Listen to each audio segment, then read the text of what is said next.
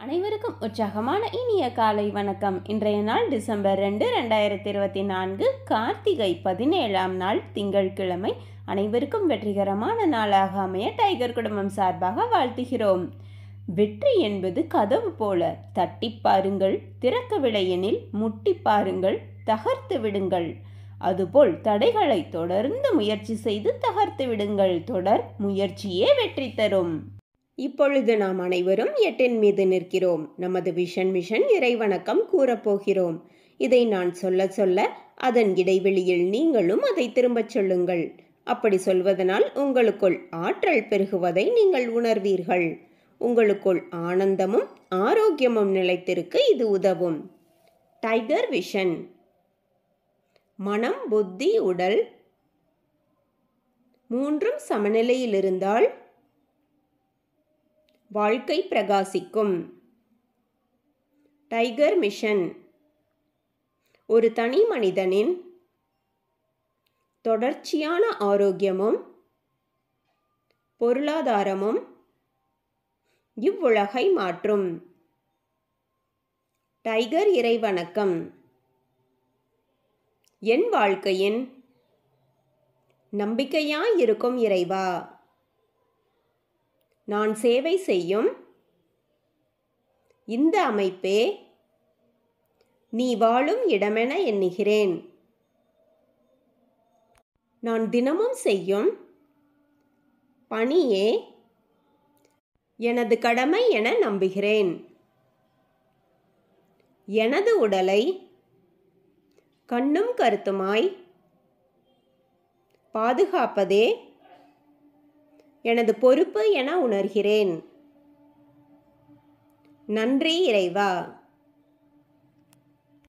நாம் ஆயுள் முழுவதும் ஆரோக்கியத்தோடு ஆனந்தமாய் வாழ்வதற்கு நமக்கு ஆயுள் முழுவதும் ஆசானாய் 8 நடைப்பயிற்சியை கற்றுத்தர வருகிறார் நமது குரு டாக்டர் டைகர் தேன்கூடு பிரபாகரன் அண்ணா அவர்களை உற்சாகத்தோடு வரவேற்கிறோம்.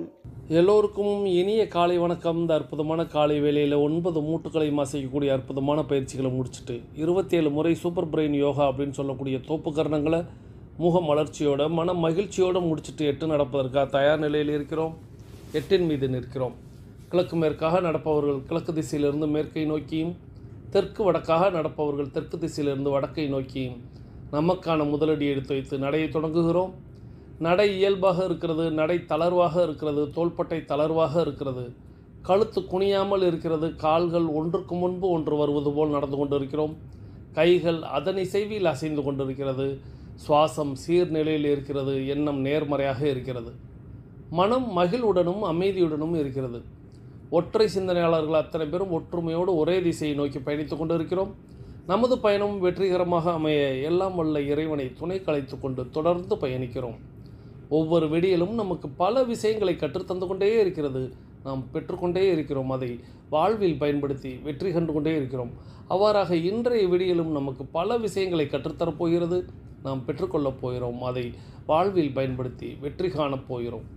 ஒவ்வொரு நாளும் நமது நடையை தொடங்கும் போது நாம் பல நினைவூட்டல்களை நினைவூட்டுவது வழக்கம். அவ்வாறாக இன்றைய நினைவூட்டல்கள் நம்மளுடைய பயிற்சிகளை, முயற்சிகளை, நிகழ்ச்சிகளை, செயல்களை, எதை தொடங்கினாலும் முதலில் செய்ய வேண்டியது நமது தாயை வணங்க வேண்டும், நமது தந்தையை வணங்க வேண்டும், நமது குருமார்களை வணங்க வேண்டும், நமது மூதாதையர்களை வணங்க வேண்டும், நமது முன்னோர்களை வணங்க வேண்டும், நமது இயற்கை, இறைவன், பிரபஞ்சம், நம்மளுடைய இஷ்ட தெய்வங்களை வணங்க வேண்டும். இவர்களை நாம் வணங்கி அவர்களுக்கு நன்றி கூறி அவர்களை நம் வாழ்க்கையில், நம் நிகழ்வுகளில், நமது செயல்களில் அனைத்திலும் அவர்கள் நமக்கு வழிகாட்டியாக இருக்க வேண்டும் என்று அவர்களிடம் நாம் வேண்டிக் கொள்ள வேண்டும்.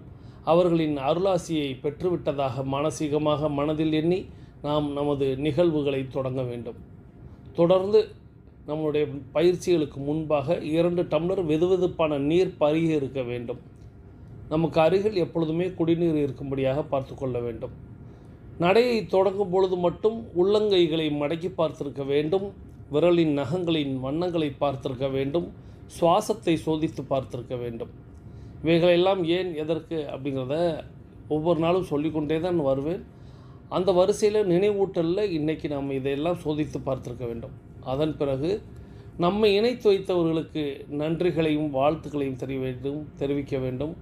நாம் இணைத்து வைத்தவர்களுக்கு நன்றிகளையும் வாழ்த்துக்களையும் தெரிவிக்க வேண்டும். அதாவது நம்ம இந்த டைகர் கிளப்பில் இணைத்து வைத்தார்கள் அல்லவா, அவர்களை நீங்கள் எண்ணி பார்க்க வேண்டும்.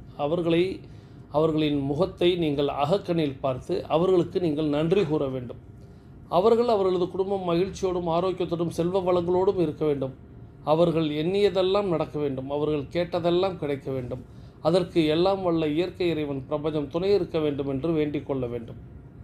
தொடர்ந்து நாம் நினைத்து வைத்தவர்கள் நம்மை நினைத்து இந்நேரம் நமக்காக இறைவனிடம் பிரார்த்தனை செய்திருப்பார்கள். அவர்களுக்கு நாம் பதில் நன்றி கூறும் விதமாக அவர்களது குடும்பம் மகிழ்ச்சியோடும் ஆரோக்கியத்தோடும் செல்வ வளங்களோடும் இருப்பதற்கு எல்லாம் வல்ல இயற்கை இறைவன் பிரபஞ்சம் துணை இருக்க வேண்டும் என்று நாம் அவர்களுக்கு ஆசி வழங்க வேண்டும். இவ்வாறாக நாம் இணைத்து வைத்தவர்களையும் நம்மை இணைத்து வைத்தவர்களையும் நித்தம் மனதில் கொண்டு அவர்களுக்கு நன்றி கூறி இவ்வாறாக நமது பயிற்சியை தொடங்கி இருக்க வேண்டும். தொடர்ந்து பயிற்சியை தொடங்கும் பொழுது மனதில் பல கேள்விகளை எழுப்ப வேண்டும். மனம் என்று இருந்தாலே நமக்கு பல கேள்விகள் உதயமாகிக் கொண்டே தான் இருப்பது வழக்கம். அவ்வாறாக பல கேள்விகள் நித்தம் நமக்குள் தோன்றிக் கொண்டே இருக்கும். நீங்கள் இயல்பில் தனியாக உங்களை பற்றி யோசிச்சிங்க அப்படின்னா நிச்சயமாக உங்களுக்குள் பல கேள்விகள் வந்து செல்லும். அப்படியே கடந்து போயிடுவோம். ஆனால் இங்கே நடந்து போகிறதுக்காக நம்ம பல கேள்விகளை ஆழ் மனதில் கேட்க வேண்டும். அதில் முக்கிய 3 கேள்விகள் நினைவுபடுத்த வேண்டிய கேள்விகள் என்னவெனில், நாம் எதற்காக இப்பொழுது 8 நடை பயிற்சியை மேற்கொள்கிறோம்? நாம் எதற்காக டைகர் குழுமத்தில் இணைந்து பயணிக்கிறோம்? நாம் நமது இலக்கை நோக்கித்தான் பயணிக்கிறோமா? இந்த 3 கேள்விகள். எதற்காக 8 நடை பயிற்சியை இப்பொழுது மேற்கொள்கிறோம்? எதற்காக நாம் டைகர் குழுமத்தில் இணைந்து பயணிக்கிறோம்? நாம் நமது இலக்கை நோக்கித்தான் பயணிக்கிறோமா? இந்த முத்தான 3 கேள்விகளை, முக்கிய 3 கேள்விகளை நித்தம் நமது ஆழ் மனதில் கேட்டு நாம் நடந்திருக்க வேண்டும். இதை பற்றி வரும் நாட்களில் நம்ம பார்க்கலாம். ஏன்னா அனைவரது இலக்குகளை அடைவதற்கு எல்லாம் உள்ள இயற்கை இறைவன் பிரபஞ்சத்தை வேண்டிக்கிட்டு நம்ம தொடர்ந்து பயணிக்கிறோம். தொடர்ந்து இன்றைய தினம் பகுதியை கேட்க போகிறோம். இன்றைய தினம் பகுதியை நமக்கு தொகுத்து வழங்க வருகிறார் சகோதரி tiger Akila Gopinath from Virudhunagar. Akila Gopinath from Virudhunagar family team உறுப்பினர். அவர்களது குடும்பம் மகிழ்ச்சியோடும் ஆரோக்கியத்தோடும் செல்வ வளங்களோடும் இருப்பதற்கு எல்லாம் வல்ல இயற்கை இறைவன் பிரபஞ்சம் துணை நிற்க வேண்டும். அவர்கள் எண்ணியதெல்லாம் நடக்க வேண்டும். அவர்கள் கேட்டதெல்லாம் கிடைக்க வேண்டும். அவர்களது குடும்பத்தில் ஆரோக்கியம் நிலைத்திருக்க வேண்டும். ஆனந்தம் நிலைத்திருக்க வேண்டும். பொருளாதாரம் உயர்ந்து கொண்டே இருக்க வேண்டும். தொழில் வளர்ந்து கொண்டே இருக்க வேண்டும். அவர்களது பணி சிறந்து விளங்க வேண்டும். அவர்களது பணி பிறர் பாராட்டும்படியாக அமைய வேண்டும். அதை எல்லாம் வல்ல இயற்கை இறைவன் பிரபஞ்சம் வழங்க வேண்டும் என்று நானும் என்னுடைய வாழ்த்துகளையும் வேண்டுதல்களையும் வைக்கிறேன். நீங்களும் உங்களுடைய வாழ்த்து மலைகளை சகோதரி tiger Akila Gopinath from Virudhunagar family team உறுப்பினர் அவர்களுக்கு வழங்குமாறு அன்போடு கேட்டு இன்றைய தினம் பகுதியை நமக்கு தொகுத்து வழங்க அவர்களை அழைக்கிறேன். வாருங்கள் சகோதரி, வந்து இன்றைய தினம் பகுதியை தாருங்கள். அனைவருக்கும் வணக்கம். இன்றைய தினம் பகுதியில் இன்று நான் கொண்டாடி கொண்டிருக்கும் நிகழ்வு உலக கணினி எழுத்தறிவு தினம். டிசம்பர் 2ஆம் தேதியை வேர்ல்டு கம்ப்யூட்டர் லிட்ரஸி டே அப்படின்னு கொண்டாடுறோம். கணினியின் கண்டுபிடிப்பால் ஒட்டுமொத்த உலகத்தின் செயல்பாடும் மாறிடுச்சு. பெண்கள் மற்றும் குழந்தைகளிடையே டிஜிட்டல் கல்வி அறிவை ஊக்குவிக்கவும் டிஜிட்டல் எதிர்காலத்தை நோக்கி மக்களை ஊக்குவிக்கவும் தான் இந்த நாள் கொண்டாடிக்கிட்டு இருக்கோம். இது ஒரு இந்திய நிறுவனமான NIIT தேசிய தகவல் தொழில்நுட்ப நிறுவனம், national institute of information technology அப்படிங்கிற நிறுவனத்தால் தொடங்கப்பட்டிருக்கு. இந்த நிறுவனம் 1981 ராஜேந்திர சிங் பவார் மற்றும் விஜய் கே ததானி ஆகியோரால் நிறுவப்பட்டது. இது ஒரு திறன் மற்றும் திறமை மேம்பாட்டு நிறுவனம். இந்த நிறுவனம் இப்போ 30க்கும் மேற்பட்ட நாடுகளில் இருக்குது. இந்த நிறுவனம் தொடங்கி 20 ஆண்டுகள் நிறைவை குறிக்கிற வகையில் 2001 இந்த உலக எழுத்தறிவு தினத்தை கொண்டாட ஆரம்பித்தாங்க. 2002 இந்த தினம் பல நாடாளுமன்ற உறுப்பினர்களுடன் சேர்ந்து கொண்டாடப்பட்டது. அன்றைய இந்திய பிரதமர் அடல் பிஹாரி வாஜ்பாய் முன்னிலையில் எல்லாருக்குமே கணினி அறிவு பற்றிய விழிப்புணர்வு பரப்ப கணினி பயிற்சியும் அளிக்கப்பட்டது. இந்த நாளோட முக்கிய நோக்கமே கணினி கல்வி அறிவும் டிஜிட்டல் கல்வி அறிவும் பெரும்பாலான ஆண்களுக்கு தான் இருக்குது. ஆனால் பெண்களுக்கும் குழந்தைகளுக்கும் இது கண்டிப்பாக போய் சேரணும் அப்படிங்கிறதுக்காக தான் இந்த நாளை கொண்டாட ஆரம்பித்தாங்க. டிஜிட்டல் மற்றும் கணினி கல்வியறிவு அப்படிங்கிறது கணினியில் வேலை பார்க்குறவங்களுக்கு மட்டும் தேவையில்லை. இப்போது பொதுவாகவே எல்லாருக்குமே அடிப்படை தேவையான ஒன்றாயிடுச்சு. ஒரு கல்வி கற்றுக்கணும் அப்படின்னாலுமே அது ஆன்லைன் கிளாஸ் மூலமாக தான் படிக்க வேண்டியது இருக்குது. அப்புறமா தகவல் பரிமாற்றத்துக்கு ஒரு இமெயில் அனுப்புறதுக்கு, சோஷியல் மீடியாவில் ஒரு தகவல் பரிமாறுறதுக்கு கண்டிப்பாக தேவை இருக்குது. அப்புறமா தொழில் முன்னேற்றத்துக்கும் தேவை இருக்குது. எல்லா தொழில்லையுமே இப்போ கணினி அப்படிங்கிறது அடிப்படை ஆயிடுச்சு. ஒரு வேலைக்கு போகணுன்னா அதுக்கு முதல் அடிப்படை தேவை கணினி தெரியுமா அப்படின்னு தான் கேட்குறாங்க. ஒரு பில்லிங் போடுறதுக்கு கூட ஒரு மளிகை கடையிலேருந்து மருந்து கடையிலேருந்து எல்லா கடைகள்லையுமே பில்லிங் கம்ப்யூட்டர் ஆயிடுச்சு. கணினி மற்றும் டிஜிட்டல் கல்வியறிவு அப்படிங்கிறது எல்லாருக்குமே அடிப்படை தேவையாயிடுச்சு. எல்லா விஷயமுமே நம்ம கற்றுக்கும் போது அது எளிமையாக நமக்கு புரிய ஆரம்பிச்சிரும். முதல்ல நம்ம டைகர் கிளப் கூட ஜூம் அப்படிங்கிற ஒரு டிஜிட்டல் தொழில்நுட்பம் மூலமாக தான் பண்ணிக்கிட்டு இருந்தோம். அப்போ முதல்ல நிறைய பெரியவங்க எங்களுக்கு அதெல்லாம் தெரியாது, எங்களுக்கு அதை ஆப்ரேட் பண்ண தெரியாது அப்படின்னு சொன்னாங்க. ஆனால் நம்ம கொஞ்சம் கொஞ்சமாக அவங்களுக்கு சொல்லி கொடுக்கும்போது எல்லாமே அவங்களுக்கு புரிஞ்சு அவங்க ஜூம் மூலமாக நம்ம டைகர் கிளப்பில் இணைஞ்சிக்கிட்டு இருந்தாங்க. அடுத்ததாக நம்ம ஜூமில் இருந்து யூடியூப் போகும்போதும் அவங்க அதே தான் சொன்னாங்க. எங்களுக்கு யூடியூப்லாம் தெரியாது, அதில் எப்படி கமெண்ட் பண்ணணும்னு தெரியாது, நாம் ஜூம்லேயே இருப்போம் அப்படின்னு சொன்னாங்க. ஆனால் நம்ம இன்னும் அடுத்த பரிணாம வளர்ச்சிக்கு போகணும் அப்படின்னா யூடியூப்பில் தான் போகணும் அப்படிங்கிறதுனால யூடியூப்பில் அவங்க எல்லாருக்குமே சொல்லி கொடுக்கும்போது இப்போ எல்லா பெரியவங்களையுமே அவங்க கருத்துக்களை யூடியூப் கமெண்ட்டில் பண்ணிக்கிட்டு இருக்கிறாங்க. எல்லா விஷயங்களுமே நம்ம கற்றுக்கிட்டோம் அப்படின்னா நமக்கு புரிய ஆரம்பிக்கும், நமக்கு அது பழகிடும். அதுக்கு நம்ம டைகர் கிளப்பில் உள்ள உறுப்பினர்களே உதாரணமாக நான் நினைக்கிறேன். நாம் இன்னும் டைகர் கிளப் மூலமாக எல்லாரும் எல்லா விஷயங்களுமே நாம் தெரிஞ்சுக்கலாம். அனைவருக்கும் உலக கணினி எழுத்தறிவு தின நல்வாழ்த்துக்கள். இந்த அற்புதமான வாய்ப்பை தந்த நமது குரு டைகர் தேன்கூடு பிரபாகரன் அண்ணாவிற்கு நன்றி, பிரபஞ்சத்திற்கு நன்றி. நன்றி. வாழ்க நலத்துடன், வாழ்க வளத்துடன். நன்றி சகோதரி tiger. Akila Gopinath from Virudhunagar, family team உறுப்பினர். அவர்கள் அவர்களது குடும்பம் மகிழ்ச்சியோடும் ஆரோக்கியத்தோடும் செல்வ வளங்களோடும் இருப்பதற்கு எல்லாம் வல்ல இயற்கை இறைவன் பிரபஞ்சத்தை வேண்டி தொடர்ந்து எல்லோருக்கும் என்னுடைய உலக கம்ப்யூட்டர் லிட்ரஸி டே, அதாவது உலக கணினி கல்வி அறிவு தினம் அப்படிங்கிறத நாம் இன்றைக்கி கொண்டாடி கொண்டு இருக்கிறோம் அப்படிங்கிற ஒரு தகவலை சொன்னாங்க. கூடுதலாக ஒரு தகவல், நம்மளுடைய NIIT அப்படிங்கிற நிறுவனம் அதனுடைய 20வது ஆண்டை கொண்டாடுவதை உலக கணினி எழுத்தறிவு தினமாக உலகமே கொண்டாடி கொண்டிருக்கிறது அப்படிங்கிற தகவலை சொன்னாங்க 2001 அப்படின்னு. அப்புறம் பல்வேறு தகவலை சொன்னாங்க. அதை சொல்லக்கூடிய சகோதரி டைகர் அகிலா கோபிநாத் அவர்களும் ஒரு கணினி பொறியாளர் தான், ஒரு பட்டதாரி தான். ஸோ நிச்சயமாக அவர்கள் இந்த விஷயத்தை தொகுத்து தந்ததுக்கு பிரபஞ்சத்திற்கு நன்றி. கணினி அப்படின்னா, கம்ப்யூட்டர் அப்படின்னா எல்லாருமே ஏதோ இன்ன வரைக்கும் நிறைய பேருக்கு கம்ப்யூட்டர் அப்படின்னு சொன்னால் கொஞ்சம் தூரத்தில் வச்சு தான் பார்க்குறோம். கம்ப்யூட்டர் அப்படிங்கிறது இன்றைக்கி எளிதாக நம்ம கைகளில் வந்துருச்சு. மொபைல் ஃபோன் ஆகட்டும் அல்லது ஸ்மார்ட் வாட்ச் ஆகட்டும், இதெல்லாம் கம்ப்யூட்டர் தான், சூப்பர் கம்ப்யூட்டர்களாக வந்துருச்சு. நாம் இன்றைக்கி அதை எல்லாமே நம்ம செய்கிறோம். மெயில் அனுப்புகிறோம், நம்ம எதுவும் படம் வரையணுமா வரைகிறோம், நம்மளை அளவீடு செய்கிறோம், உலக அறிவை தெரிந்து கொள்ள முடிகிறது. ஸோ அவ்வளோதான். ஸோ கம்ப்யூட்டர் அப்படிங்கிறது ஏதோ பெரிய இனிமேல் ஜீபூம்பா மாயாஜாலம் அப்படிங்கிறதெல்லாம் இல்லை, நம்மளால் எளிதாக கற்றுக்கொள்ள முடியும். அந்த கல்வி அறிவு எல்லோருக்கும் வேண்டும் அப்படிங்கிறதுக்காக தான் தொடங்கப்பட்டது.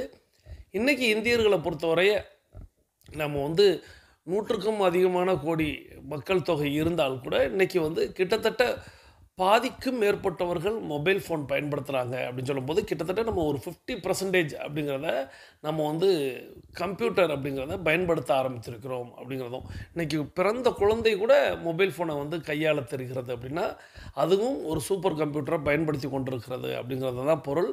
ஸோ நீங்களும் உங்களுக்கு எப்பொழுதெல்லாம் வாய்ப்பு கிடைக்குதோ, ஏன்னா இப்போ கம்ப்யூட்டரில் இருந்து லேப்டாப் அப்படிங்கிறது வந்துச்சு, லேப்டாப்பில் இருந்து இன்றைக்கி டேப்லெட் அப்படிங்கிறது வந்திருக்கு, டேப்லெட்டில் இருந்து மொபைல் ஃபோன் அப்படின்னு அப்படியே கீழேருந்து நம்ம மேலே போகலாம். ஸோ எல்லாருமே கம்ப்யூட்டர் அறிவு அப்படிங்கிறதையும் நம்ம கற்றுக்கொள்ள வேண்டும்.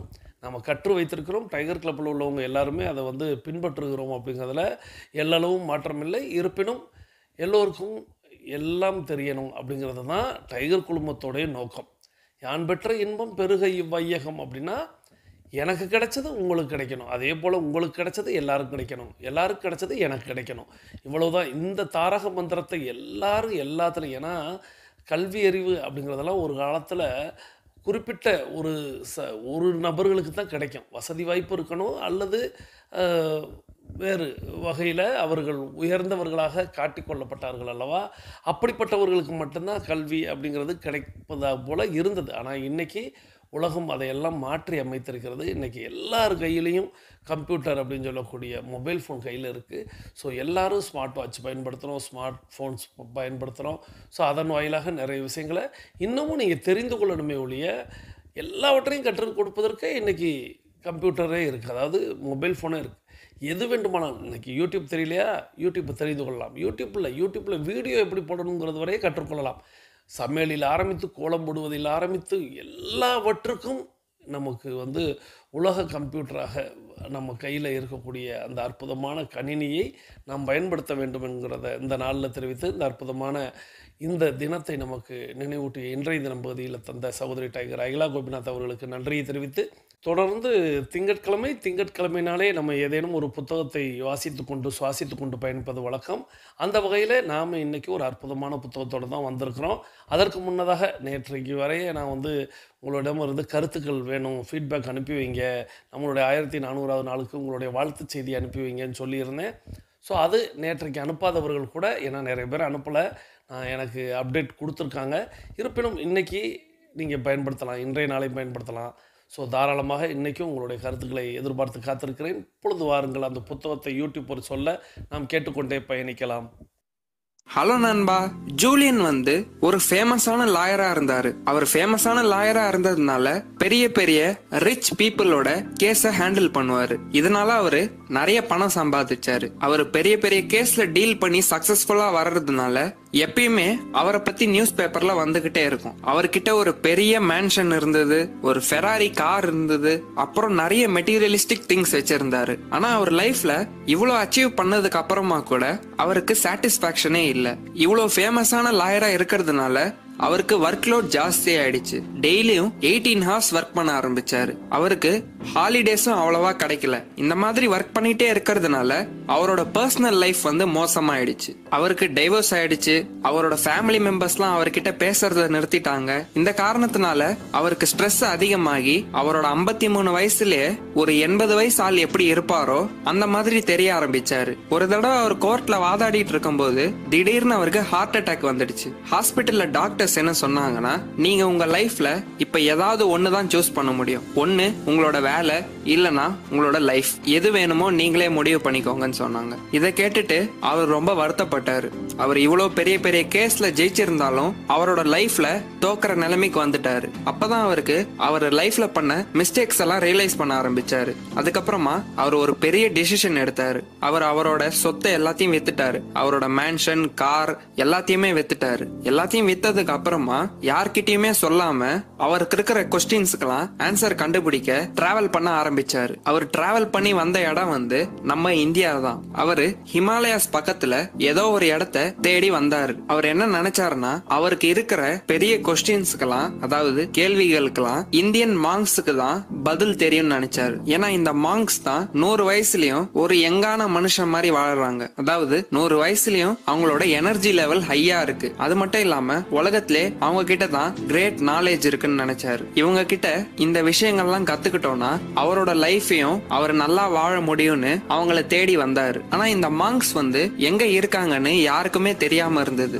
அவருக்கு தெரிஞ்சது எல்லாம் இந்த மாங்க்ஸ் ஹிமாலயாஸ் பக்கத்துல தான் எங்கேயோ இருக்காங்க. ஆனா அவங்க இருக்கிற எக்ஸாக்ட் லொகேஷன் யாருக்குமே தெரியல. அதனால ஜூலியன் இவங்களை கஷ்டப்பட்டு தேடினாரு. அவர் ரொம்ப நாள் ட்ரை பண்ணாரு. ஆனா எந்த மாங்க்ஸும் அவருக்கு கிடைக்கல. அப்புறம் ரொம்ப நாள் கழிச்சு ஒரு மாங்க் கண்ணுல பட்டாரு. அவர் அவர்கிட்ட பேசி அந்த மாங்க்ஸ் இருக்கிற வில்லேஜுக்கு அவரை கூட்டிட்டு போக வச்சாரு. அந்த கிராமத்துக்கு போனதுக்கு அப்புறமா ஜூலியன் அந்த கிராமத்தோட லீடரை மீட் பண்றாரு. அவர் அந்த லீடர் கிட்ட, நீங்க பலாயிரம் வருஷமா கத்துக்கிட்ட நாலேஜ் அண்ட் விஸ்டம் எனக்கும் சொல்லி கொடுங்க, நானும் அதை கத்துக்கணும்னு ஆசைப்படுறேன்னு கேட்டாரு. ஜூலியனோட ஆர்வத்தை பார்த்த பார்த்ததுக்கு அப்புறமா அந்த மாங்க் வந்து அவருக்கு சொல்லி கொடுக்க முடிவு பண்ணாரு. ஆனா அவர் ஒரே ஒரு கண்டிஷன் போட்டார். நான் இப்ப சொல்லி கொடுக்கிற விஷயத்த அட்லீஸ்ட் ஒருத்தருக்காச்சு நீ ஷேர் பண்ணணும்னு சொன்னார். இந்த கண்டிஷனுக்கு நீ ஒத்துக்கிட்டனா நான் உனக்கு சொல்லி கொடுக்கறேன்னு சொன்னார். அப்போ ஜூலியன் வந்து உடனே அந்த கண்டிஷனுக்கு ஒத்துக்கிட்டாரு. நன்றி. தொடர்ந்து நம்ம புத்தக சுருக்கத்தின் முதல் பகுதி கேட்டுக்கொண்டே நடந்தோம். அந்த முதல் பகுதியில புத்தகத்தின் பெயரை குறிப்பிடுவாங்கன்னு பார்த்தோம், புத்தக ஆசிரியரின் பெயரை குறிப்பிடுவாங்கன்னு பார்த்தோம். புத்தக சுருக்கத்தின் முதல் பகுதியில அதை பத்தி எதுவுமே இல்லாம புத்தகம் எதை பற்றி பேச போகிறது அப்படிங்கிற ஒரு விஷயத்த மட்டும் அந்த யூடியூபர் கொடுத்துக்கிட்டே போயிருந்தாங்க. ஸோ புத்தகம் வந்து ஜூலியன் அப்படிங்கிற ஒருத்தருடைய லைஃபை பற்றி தொடங்குறாங்க. இந்த ஜூலியன் அப்படிங்கிற ஒருத்தர் வந்து மிகப்பெரிய வசதி படைத்த கோடீஸ்வரனாக ஒரு ஒரு வக்கீலாக அவர் வந்து தன்னுடைய வாழ்க்கையை தொடங்குகிறார். அவர்கிட்ட வந்து நிறைய சொத்து, மேன்சன் இருக்கு, ஃபெராரி கார் இருக்கு, நிறைய மெட்டீரியல்ஸ் வந்து வச்சிருக்காரு. இருப்பினும் வந்து அவருக்கு வந்து சாட்டிஸ்பேக்ஷனே இல்லை. அவர் வந்து நிறைய வந்து சம்பாதிக்கணும், 18 மணி நேரம் உழைக்கணும் அப்படிங்கிற மாதிரி அவருக்கு வந்து எந்தவித ஹாலிடேயும் கிடையாது, இல்லாம இருந்துச்சு. ஸோ இப்படி இருக்கும்போது அவருடைய குடும்பத்துல என்ன நடக்குது அப்படின்னா, பிரச்சனைகள் தலை தூக்குகிறது. அவருக்கு டைவர்ஸ் நடக்கிறது. ஸோ ஃபேமிலியில உள்ள மெம்பர்ஸ் எல்லாம் அவரை விட்டு ஒதுங்குறாங்க. அவர் வந்து ஒரு 53 வயதிலேயே ஒரு 80 வயது உள்ள ஒருத்தருடைய தோற்றத்திற்கு அவர் மாறி விடுகிறார். அவர் கோர்ட்ல வாதாடி கொண்டு இருக்கும் பொழுதே அவருக்கு வந்து ஹார்ட் அட்டாக் வருகிறது. அதுக்கப்புறம் ஹாஸ்பிட்டல்ல அவரை சேர்த்து டாக்டர்கள் அவருக்கு என்ன சொல்றாங்க அதுக்கப்புறம் அட்வைஸ் அப்படின்னா, இனிமே உங்களுக்கு வந்து வாழ்க்கையா வேலையா, உங்களுடைய ஒர்க்கா இல்ல உங்களுடைய லைஃபா அப்படிங்கிற ஒரு கேள்வியை கேட்கிறாங்க. அதைத்தான் நீங்க தேர்வு செய்யணும். உங்களுக்கு இனிமே வாழ்க்கை வேண்டுமா இல்ல நீங்க செய்து கொண்டிருக்கக்கூடிய வேலை வேண்டுமான்னு சொல்லும் போது அவர் ஒரு முடிவு எடுக்கிறார். வேணாம்டா சாமி, இதோட எல்லாமே போதும், எல்லாத்தையும் மூட்டை கட்டி வை, ஃபெராரி காரை வை, எல்லாத்தையுமே வித்துடுறாரு. வித்துட்டு அவர் வந்து கிளம்புறார். விடையை தேடி கிளம்புகிறார். நான் யார் அப்படின்னு ரமண மகரிஷி அவர்கள் கிளம்புனது போல அவர் கிளம்புறார். எங்க கிளம்புறாரு அப்படின்னா, அவர் நெடுந்தூரம் பயணம் கிளம்புறார். அந்த பயணம் வந்து இந்தியாவை நோக்கி தான் பயணிக்கிறார். ஸோ இந்தியால ஹிமாலயஸ்ல மாங்ஸ் இருக்காங்க. நம்ம வந்து முனிவர்கள், துறவிகள் சொல்லுவோம் அல்லவா, அந்த முனிவர்களை தேடி அவர் வந்து பயணிக்கிறார். அவங்க தான் என்றும் இளமையா இருக்காங்க. 100 வயதுல கூட அவங்க வந்து ஸ்டெமினாவோட எனர்ஜி லெவல் அதிகரிப்பதோட அவர்கள் வந்து இருக்கிறார்கள். ஸோ அவர்களை போய் பார்த்தோம்னா நமக்கு ஒரு விடை தெரியும் அப்படிங்கிற மாதிரி அந்த புத்திசாலி மாங்ஸை தேடி அவர் பயணிக்கிறார். அப்படி அவர் பயணித்து வந்து ஒரு ஊர்ல சுத்துறாரு. ஒரு மாங்க வந்து பாத்துறாரு. பார்த்துட்டு அவர்கிட்ட போய் இவர் கேட்கிறாரு, இந்த மாதிரி நான் வந்து வாழ்க்கையில இப்படி ஆயிட்டேன். ஸோ நான் ஒரு 53 வயது நபர் தான். ஆனா நீ பார்க்க 80 வயதுக்கு மேல உள்ள நபர் போல தோற்றம் ஆயிட்டேன். எனக்கு உங்கள்கிட்ட நீங்க எப்படி இளமையின் ரகசியமாக இருக்கீங்க, அதை கற்றுக் கொடுக்க முடியுமா அப்படின்னு அவர் கேட்கிறாரு. அதுக்கு அந்த மாங்க் வந்து, வாங்க உங்களை அந்த ஊருக்கே கூட்டிட்டு போறேன், அந்த ஊருக்கு கூட்டிட்டு போய் உங்கள்ட்ட அங்கே உங்களை விடுறேன் அப்படிங்கிற மாதிரி அந்த மாங்க் வந்து கூட்டிட்டு போறாரு. அப்படி அவர் கூட்டிட்டு போய் விடும்போது அந்த ஊரின் தலைவராக இருப்பாங்க அல்லவா, அந்த முனிவர்களின் தலைவராக இருக்கக்கூடிய ஒரு மாங்க் கொண்டு போய் விடுறாரு. ஸோ அவரை பார்த்து வர சொல்லி, சரி நான் உனக்கு இந்த விஷயத்தை கற்றுத் தருகிறேன், ஆனால் அதற்கு ஒரு கண்டிஷன். என்ன கண்டிஷன் அப்படின்னு பார்த்தா, நம்ம கூட ஏதேனும் ஒரு பெரிய விஷயத்த, ஏன்னா எவ்வளவு பெரிய விஷயத்த, வாழ்க்கையோட தத்துவத்தை, எவ்வளவு பெரிய விஷயத்த கற்றுக் கொடுக்க போறாங்க, வாழ்க்கையில இளமையாக இருப்பது எப்படி அப்படிங்கிறதும், எந்தவித மன அழுத்தமும் இன்றி இருப்பது எப்படி அப்படிங்கிற ஒரு விஷயத்தையும் கற்றுக் கொடுக்க போறாங்க. ஆனா அதுக்கு தட்சணையாக என்ன கேட்கிறாங்க அப்படின்னா, இத நீ இன்னொரு நபரிடம் பகிர்ந்து கொள்ள முடியுமா அப்படிங்கிறது தான் அவர் கேட்கிற கேள்வி. அவரும் சரி நான் பகிர்ந்து கொள்கிறேன், இந்த விஷயத்த நீங்க கற்றுக் கொடுத்தா அந்த விஷயத்த நான் இன்னொருத்தர் பகிர்ந்து கொள்ளணும், அவ்வளவுதானே, கற்றுக்கொள்கிறேன், நானும் இன்னொருத்தர்கிட்ட பகிர்ந்து கொள்கிறேன் அப்படிங்கிறதோட அந்த புத்தக சுருக்கத்தின் முதல் பகுதி முடிவுக்கு வந்தது. ஸோ இது எப்போதுமே நான் வந்து எதையோடையாவது கனெக்ட் பண்ணி டைகர் கிளப்போட கனெக்ட் பண்ணி பார்ப்பேன். இந்த விஷயமும் பாத்தீங்கன்னா அப்படியே டைகர் கிளப்போட கனெக்ட் ஆகுது. என்ன அப்படின்னா, என்றும் இளமையாக வாழ்வதற்கு ஒரு விஷயத்தை தேடி ஜூலியன் வந்து கிளம்பி இந்தியாவை நோக்கி வர்றாரு. ஸோ இந்தியால அவர் தேடுறாரு. தேடி ஒரு மாங்க கண்டுபிடிக்கிறாரு. அந்த மாங்க் இன்னொரு மாங்கிட்ட கூட்டிட்டு போறாரு. இந்த மாங்க் வந்து, நான் உனக்கு கற்றுத்தர்றேன், ஆனா அதுக்கு தச்சரியா நீ என்ன தரணும் அப்படின்னா, இதை இன்னொரு நபர்கிட்ட சொல்லணும். அதே தான் நம்மளும் இந்த இடத்துல வச்சிருக்கோம். டைகர் கிளப் ஒரு ஆரோக்கியத்தையும், இளமையையும், மன அழுத்தத்தையும் இல்லாத ஒரு வாழ்க்கையை தரப்போகிறது. ஆனால் அதை நீங்கள் கற்றுக்கொண்டால் மட்டும் போதாது. அதை இன்னொரு நண்பரிடம் நீங்கள் பகிரணும். அவர்களையும் இதில் இணைத்து வைக்க வேண்டும் அப்படிங்கிறதுதான் நாமும் இந்த இடத்துல கேள்வியா வைப்போம். எனக்கு அது மாதிரி ரெண்டும் கனெக்ட் ஆனது தோணுச்சு. உங்களுக்கு என்ன தோணுது? அது எனக்கு தோணுனது சரியா தவறான்னு நீங்க சேட் பாக்ஸ்ல சேட் பண்ணலாம். ஏன்னா நமது 8 நடையின் முதல் பகுதி இப்போது முடிவு பெறுகிறது. நாம் அனைவரும் தொடங்கிய திசைக்கு வந்து விடுகிறோம். நம்ம 8 வாக் பண்றோம், 9 மூட்டு பயிற்சி பண்றோம், தோப்புக்கரணம் பண்றோம்.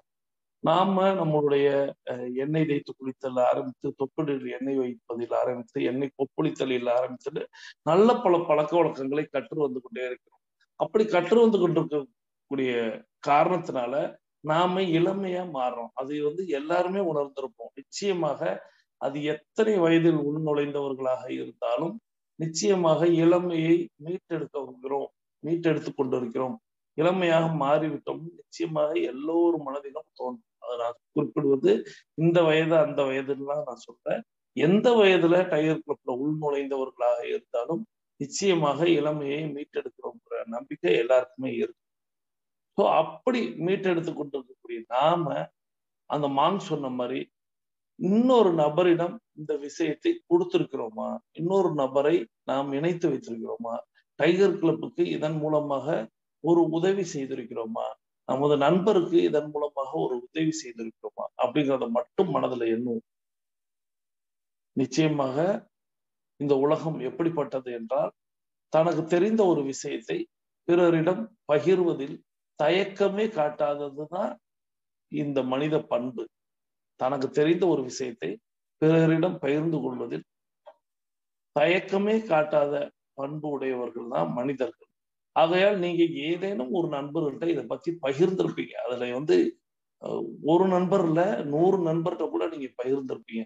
ஆனால் எத்தனை பேரை இணைத்து வைத்திருக்கிறோம் அப்படிங்கிறது தான் இங்கே கேள்வி. பேசிக் கோர்ஸில் இருக்கக்கூடிய அதாவது 21 நிமிட நடைக்காரர்களுக்கு நீங்கள் அந்த கேள்விக்கு விடைகளை அளித்துவிட்டு நீங்கள் உங்களுடைய அஃபர்மேஷன் விசுவலைசேஷனை நம்மளுடைய ஆடியோவை கேட்டு நீங்கள் செய்துட்டு மீதம் இருக்கக்கூடிய ஆடியோவை நீங்கள் கேட்டு இன்றைய நாளை தொடங்குங்கள். இன்றைய நாள் உங்களுக்கு அற்புதமான நாளாக அமையட்டும். உங்களுடைய அஃபர்மேஷன் விசுவலைசேஷன் நீங்கள் எண்ணியது போல் நடக்கட்டும் அப்படின்னு உங்களுக்கும் எங்களுடைய வாழ்த்துக்களை தெரிவித்து 42 நிமிட நடைக்காரர்கள், அதாவது நம்ம எல்லாரும் அட்வான்ஸ் கோர்ஸில் இருக்கக்கூடிய நம்ம எல்லாரும் நமக்கான சுற்றை தொடங்க போகிறோம். நமக்கான நேரம் தொடங்குகிறது. இப்பொழுது ஆண்கள் அனைவரும் இடதுபுறமாகவும் பெண்கள் அனைவரும் வலதுபுறமாகவும், அதாவது ஆண்கள் லெஃப்ட் சைடிலும் பெண்கள் ரைட் சைடிலும் முதலடி எடுத்து வைத்து நடையை தொடங்குகிறோம். நடை இயல்பாக இருக்கிறது, நடை தளர்வாக இருக்கிறது, தோள்பட்டை தளர்வாக இருக்கிறது, கழுத்து குனியாமல் இருக்கிறது, கால்கள் ஒன்றுக்கு முன்பு ஒன்று வருவது போல் நடந்து கொண்டு இருக்கிறோம். கைகள் அதன் இசைவில் அசைந்து கொண்டு இருக்கிறது. சுவாசம் சீர்நிலையில் இருக்கிறது. எண்ணம் நேர்மறையாக இருக்கிறது. மனம் மகிழ்வுடனும் அமைதியுடனும் இருக்கிறது. ஒற்றை சிந்தனையாளர்கள் அத்தனை பேரும் ஒற்றுமையோடு ஒரே திசையை நோக்கி பயணித்துக் கொண்டு இருக்கிறோம். நமது பயணம் வெற்றிகரமாக அமைய எல்லாம் வல்ல இறைவனை துணை கழித்துக் கொண்டு தொடர்ந்து பயணிக்கிறோம். தொடர்ந்து புத்தக சுருக்கத்தின் 2ஆம் பகுதியை கேட்க போகிறோம். அதிலாவது புத்தகத்தின் பெயரை குறிப்பிடுகிறாரான்னு பார்த்துக்கிட்டே நடக்கலாம். பாருங்கள், தொடர்ந்து நாம் நடந்து கொண்டே புத்தக சுருக்கத்தின் 2ஆம் பகுதியை கேட்டுக்கொண்டே நடக்கலாம். அப்ப அந்த மாங்க் ஜூலியனுக்கு ஒரு கதை சொல்ல ஆரம்பிக்கிறாரு. அந்த கதை இப்படிதான் இருந்தது. ஜூலியன், இப்ப நீ இமேஜின் பண்ணு, நீ ஒரு பெரிய கார்டன்ல இருக்க. அந்த கார்டன் பச்சை பசேல்னு இருக்கு. அங்க நிறைய பூ இருக்கு. அதோட வாசனை உன்னை ரொம்ப நல்லா ஃபீல் பண்ண வைக்குது. இப்ப நீ திரும்பி பார்க்கும்போது அந்த கார்டன்ல ஒரு பெரிய லைட் ஹவுஸ் தெரியுது. அந்த லைட் ஹவுஸ் நீ பாத்துக்கிட்டே இருக்கும்போது அதோட கதவு திறக்குது. அதுல இருந்து ஒரு சுமோ ரெஸ்லர் வெளியே வராரு. அந்த சுமோ ரெஸ்லர் வெளியே வந்ததுக்கு அப்புறமா கார்டன்ல அப்படியே நடக்க ஆரம்பிக்கிறாரு. அவரு ட்ரெஸ் எதுவுமே போடல. ஒரே ஒரு லங்கோட்டை ஒரு ரெட் வயர்ல கட்டி இருந்தாரு. அந்த சுமோ ரெஸ்லர் நடக்கும்போது அவருக்கு கீழே ஒரு பழைய ஸ்டாப் வாட்ச் தெரியுது. இப்ப அந்த ஸ்டாப் வாட்சை எடுக்கிறதுக்கு அவர் நடக்க ஆரம்பிக்கிறாரு. ஆனா அவரோட கால் ஸ்லிப் ஆகி கீழே விழுந்துடுறாரு. கீழே விழுந்ததுக்கு அப்புறமா அவர் உடம்புல எந்த அசைவும் தெரியல. ஆனா கொஞ்ச நேரத்துக்கு அப்புறமா காத்து அடிச்சுது. அந்த காத்து அடிக்கும் போது பூவோட வாசனை வந்தது. பூவோட வாசனையில அவர் உடனே எந்திரிச்சிட்டாரு. அவர் எந்திரிச்சு ரைட்ல பார்க்கும்போது அவருக்கு ஒரு வழி தெரியுது. அந்த வழியில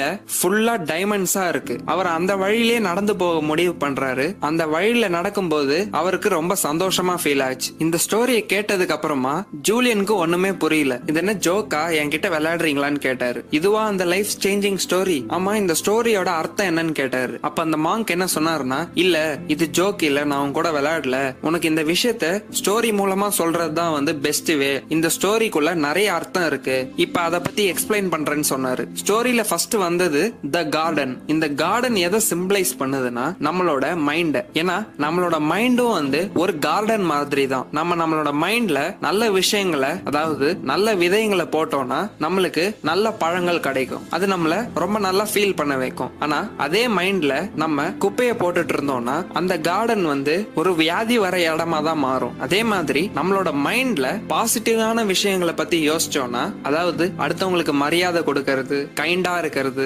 பாசமா இருக்கிறது, இந்த மாதிரி திங்கிங் இருந்ததுன்னா அது அடுத்தவங்களை விட நம்மள ஹாப்பியா வச்சுக்கும். இதனால நம்ம லைஃப்ல ஈஸியா முன்னேறி சக்சஸ்ஃபுல்லா வருவோம். ஆனா அதே மைண்ட்ல நம்ம நெகட்டிவான விஷயங்களை பத்தி யோசிச்சுக்கிட்டே இருந்தோம்னா, அதிகமா கோவப்பட்டோம்னா, ரூடா நடந்துகிட்டோம்னா, அடுத்தவங்களை வெறுத்தோம்னா, இது மத்தவங்களை விட நம்மளதான் அதிகமா பாதிக்கும். இதனால நீங்க எப்பயுமே சந்தோஷமா இருக்க மாட்டீங்க, சோகமா இருந்து உங்க லைஃப்ல முன்னேறாம போயிருவீங்க. இதனால உங்க மைண்டை கஷ்டப்படுத்துற நெகட்டிவ் விஷயங்கள்லாம் தள்ளி வச்சிருங்க. எப்பயுமே அடுத்தவங்களை கைண்டா ரெஸ்பெக்ட்ஃபுல்லா நடத்துங்க. இது உங்களை ஹாப்பியா வச்சுக்கும், லைஃப்லயும் உங்களை முன்னேற வைக்கும்.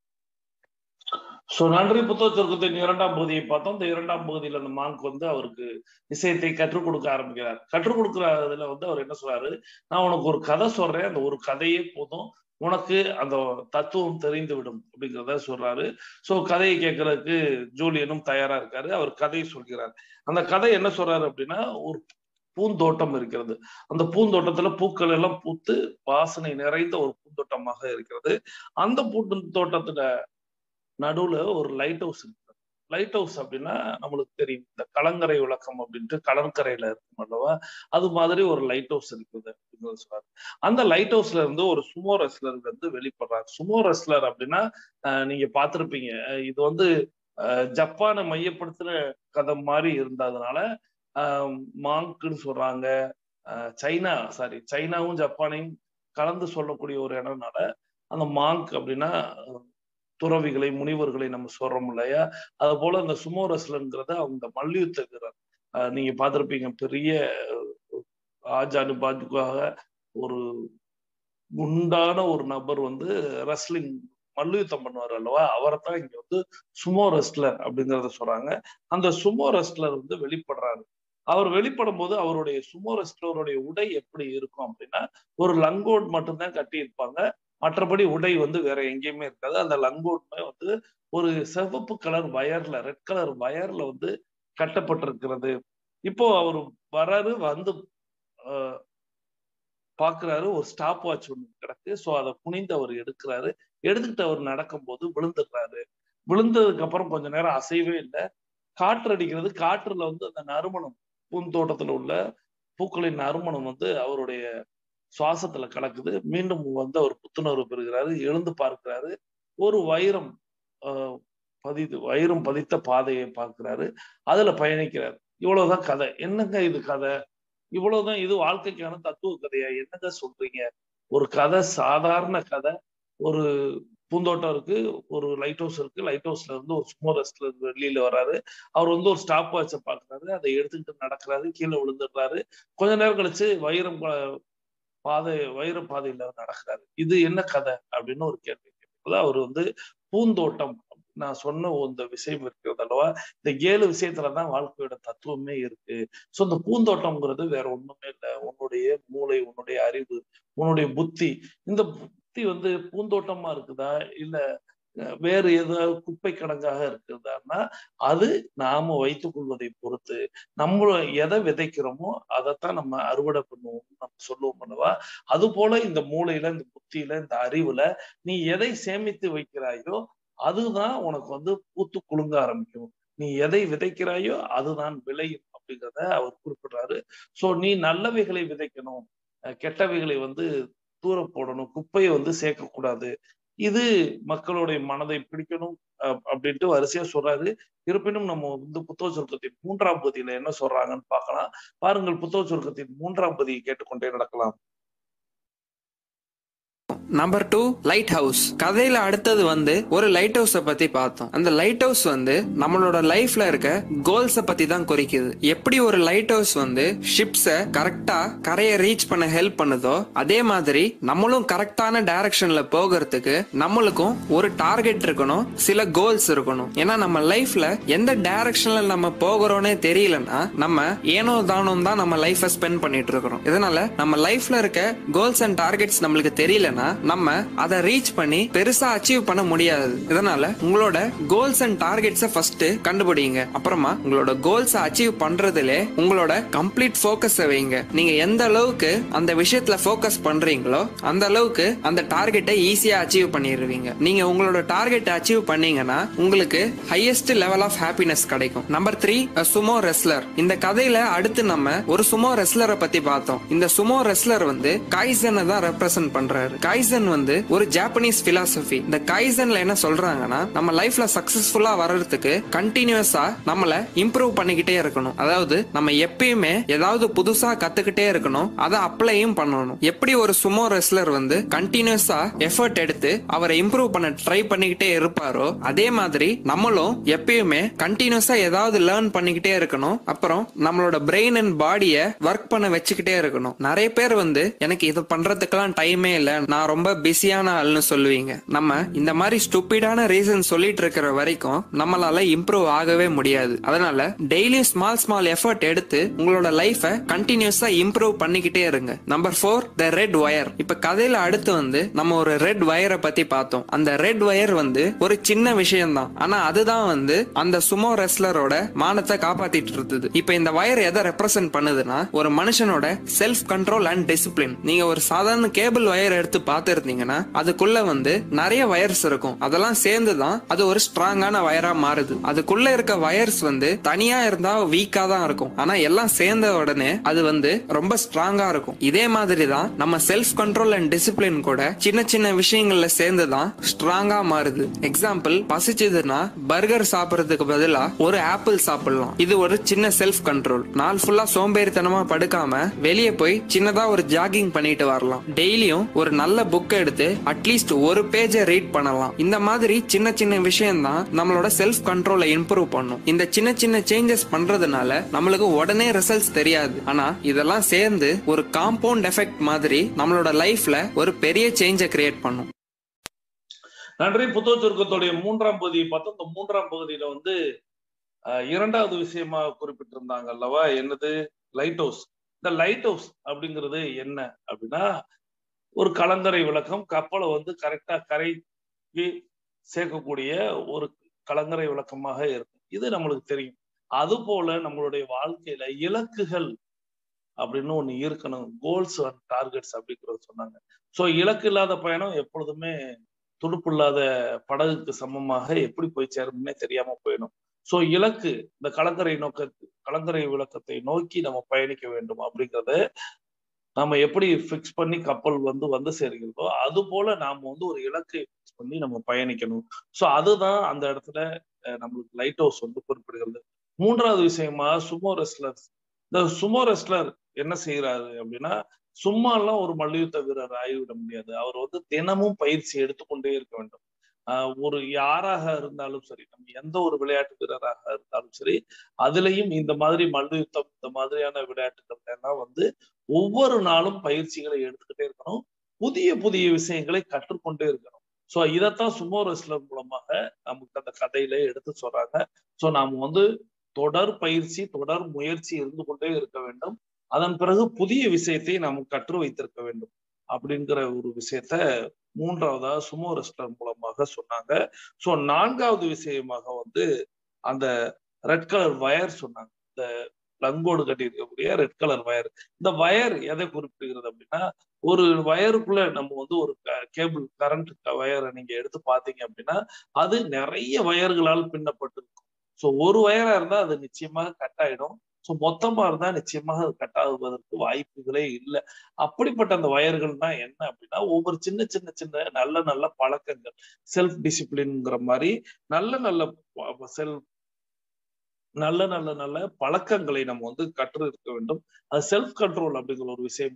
ஒரு சாதாரணமா நான் இன்னைக்கு வந்து ஒரு தேவையில்லாத ஒரு ஸ்நாக்ஸ் சாப்பிடுவதற்கு பதிலாக ஒரு பழம் சாப்பிடக்கூடிய பழக்கத்தை நான் உண்டு பண்ணிக் கொள்கிறேன் அப்படின்னா அது ஒரு நல்ல பழக்கம். நான் வந்து தூங்கி எழுவது, விடிகாலையில இலை பழகுறேன், அது ஒரு நல்ல பழக்கம். இந்த மாதிரி நல்ல நல்ல பழக்கங்களை சின்ன சின்னதா நம்ம செய்ய செய்ய செய்ய அது ஒரு மிகப்பெரிய ஒரு திக்கான கேபிளுக்கு சமமாக மாறிவிடும் அப்படிங்கிறது வரைய கொடுத்திருந்தாங்க. வாங்க தொடர்ந்து புத்தக சுருக்கத்தின் இறுதி பகுதியை கேட்டுக்கொண்டே நடக்கலாம். Number 5 stop watch. அடுத்ததா கதையில வர்றது ஒரு பழைய ஸ்டாப் வாட்ச். இந்த ஸ்டாப் வாட்ச் வந்து ஒரு மனுஷனோட லைஃப் டைமை தான் சிம்பலைஸ் பண்ணுது. நம்ம எவ்வளவு பணக்காரனா இருந்தாலோ இல்ல ஏழையா இருந்தாலோ நம்ம எல்லாருக்குமே ஒரு நாளுக்கு 24 ஹார்ஸ் தான் கிடைக்குது. ஆனா நம்மளோட டைமை யூஸ் பண்ற விதம் தான் நம்மள சந்தோஷமாவோ இல்ல சோகமாவோ வச்சிருக்க காரணமா இருக்கு. புவர் பீப்புள் வந்து அவங்களோட டைமை வேல்யூ பண்ண மாட்டாங்க. அவங்க தேவையில்லாத விஷயத்தெல்லாம் பண்ணி டைம் வேஸ்ட் பண்ணுவாங்க. அப்புறம் தேவையான விஷயத்த பண்ணாம தள்ளி போட்டுக்கிட்டே போவாங்க. அவங்களுக்கு அவங்களோட டைமை சரியா மேனேஜ் பண்ண தெரியல. அதுக்குன்னு யாரும் வந்து 24 ஹார்ஸும் வேலை செய்ய மாட்டாங்க. அவங்களுக்கு இருக்கிற டைமை அவங்க எஃபெக்டிவா மேனேஜ் பண்றாங்க. அதனாலதான் அவங்க சக்சஸ்ஃபுல்லாவும் ஹாப்பியாவும் இருக்காங்க. நம்பர் 6 த ஃப்ராக்ரண்ட் ரோஸ். அடுத்ததான் அந்த கதையில ஒரு ரோஸ் பூவை பத்தி பார்த்தோம். காத்து அடிக்கும் போது அதுல இருந்து நல்ல வாசனை வந்ததா பார்த்தோம். இங்க இந்த பூ வந்து அடுத்தவங்களுக்கு ஹெல்ப் பண்றதை தான் ரெப்ரசன்ட் பண்ணுது. நம்ம அடுத்தவங்களுக்கு ஹெல்ப் பண்ணோம்னா அதுல இருந்து கிடைக்கிற சந்தோஷம் வந்து வேற எதுலயும் கிடைக்காதுன்னு சொல்றாரு. இந்த காரணத்தினாலதான் நிறைய பில்லியனர்ஸ் வந்து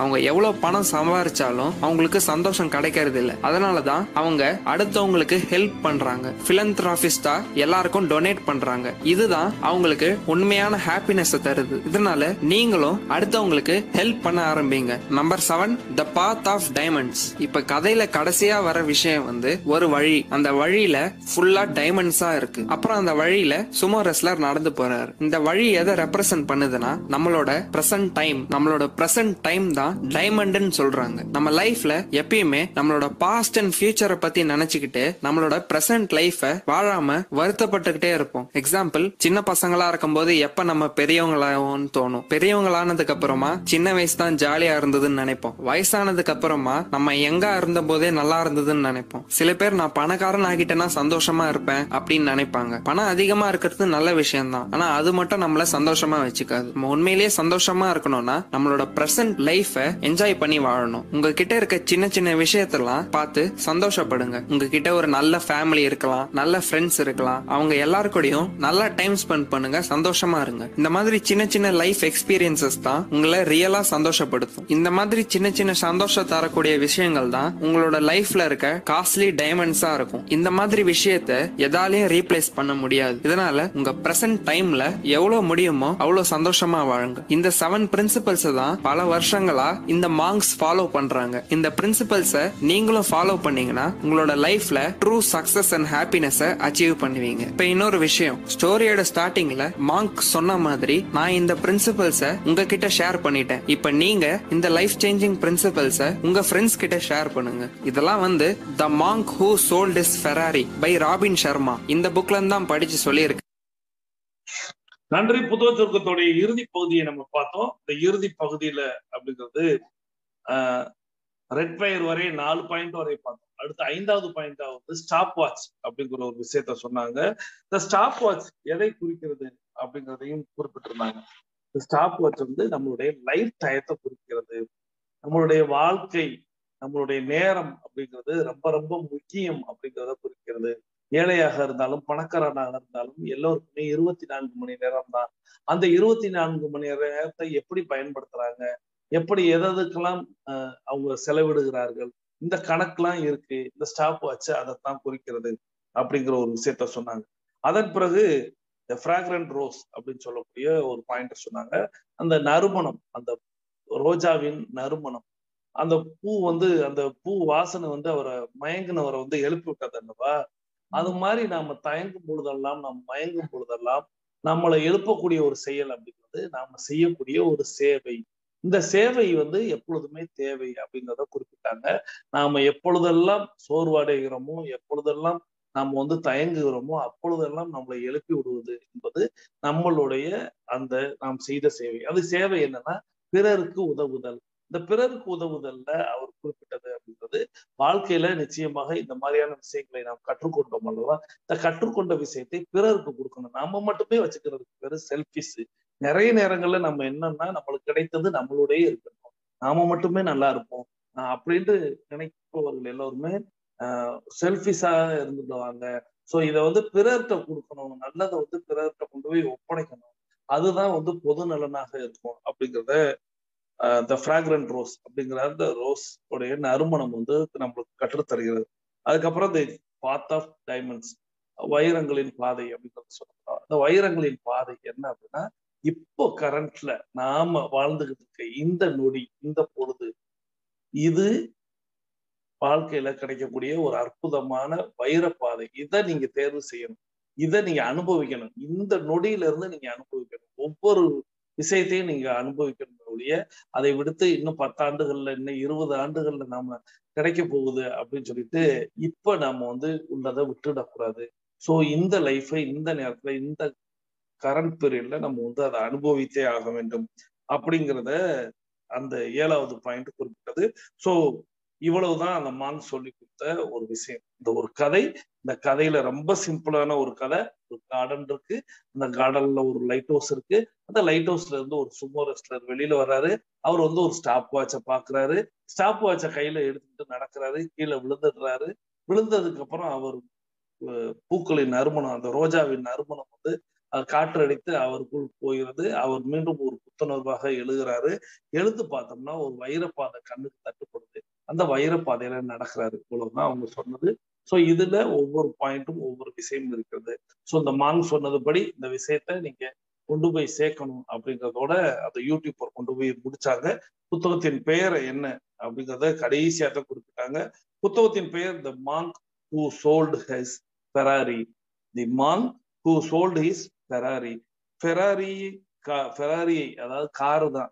காரை விற்ற துறவி, அவ்வளவுதான் புத்தகத்தின் பெயர்.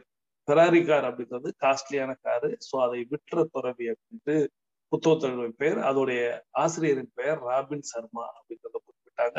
சோ புத்தக சுருக்கத்தின் இறுதி பகுதியும் முடிவுக்கு வந்தது. நமது 8 நடையின் இறுதி பகுதியும் முடிவுக்கு வந்தது. வாருங்கள் நம்மளை ஒரு தொடங்கி திசைக்கு விடலாம்.